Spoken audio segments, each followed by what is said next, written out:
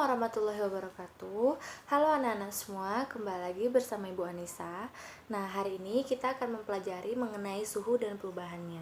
Tetapi sebelum memasuki mata pelajaran pada materi pada hari ini, semoga Anda semua dalam keadaan sehat dan jangan lupa rajin untuk mencuci tangan menggunakan sabun.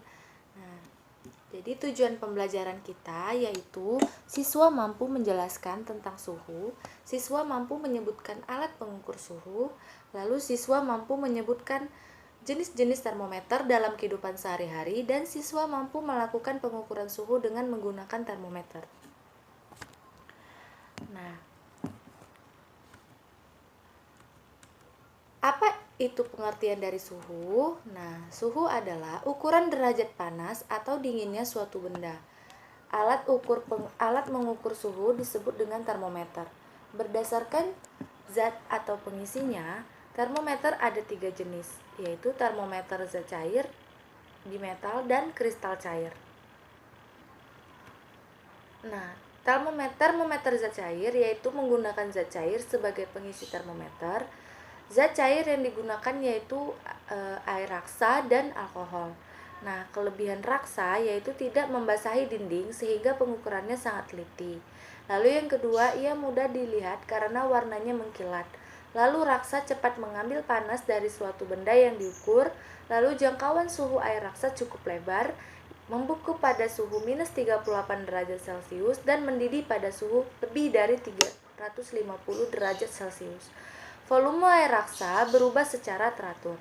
Lalu kelemahan pada air raksa, yaitu air raksa mahal harganya. Lalu yang kedua, raksa tidak dapat mengukur suhu yang sangat rendah. Nah, raksa sangat beracun, berbahaya ketika termometernya pecah. Alkohol untuk mengisi termometer biasanya diberi pewarna biru atau merah.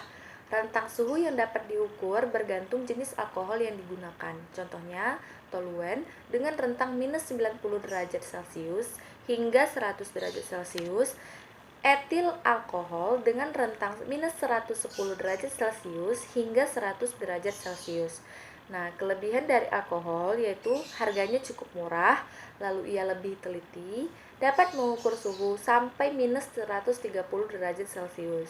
Nah, kelemahan dari alkohol, ia membasahi dinding termometer, memiliki titik didih rendah yaitu pada suhu 78 derajat Celcius dan tidak berwarna sehingga sulit untuk dilihat atau diamati. Nah, ini adalah gambar dari termometer zat cair. Bisa dilihat ini yang panjang disebut dengan pipa kapiler. Lalu di sini adalah angka dari skala suhu. Lalu yang merah ini itu adalah saat suhu meningkat, permukaan zat cair akan naik atau memuai dan sebaliknya. Jadi dia akan naik mengikuti suhu. Lalu yang di bawah ini adalah reservoir. Contoh dari termometer zat cair. Termometer laboratorium. Bentuknya panjang dengan skala dari minus 10 derajat Celcius sampai 110 derajat Celcius. Menggunakan raksa atau alkohol seperti ditunjukkan pada gambar. Lalu yang kedua, termometer suhu badan. Termometer ini digunakan untuk mengukur suhu badan manusia. Jadi skala yang ditulis antara 35 derajat Celcius dan 42 derajat Celcius. Pipa di bagian bawah dekat labu dibuat sempit sehingga pengukuran lebih teliti. Akibatnya, raksa tidak segera turun ke labu atau reservoir. Nah, ini adalah contoh gambar dari termometer laboratorium di sebelah kiri dan termometer suhu badan di sebelah kanan. Bisa dilihat, dia akan naik suhunya mengikuti suhu ruang atau suhu badan di sebelah kanan. Lalu, termometer bimeta yaitu menggunakan dua logam yang jenisnya berbeda, kemudian didekatkan. Ketika suhunya tinggi, maka logam yang lebih panjang akan melengkung. Hal ini dimanfaatkan dalam pembuatan termometer. Nah, ini adalah saat dipanaskan, bimetal akan melengkung. Lalu, termometer kristal. Terdapat kristal cair yang warnanya dapat berubah jika suhu berubah. Kristal ini dikemas dalam plastik tipis untuk mengukur suhu tubuh, suhu akuarium, dan sebagainya.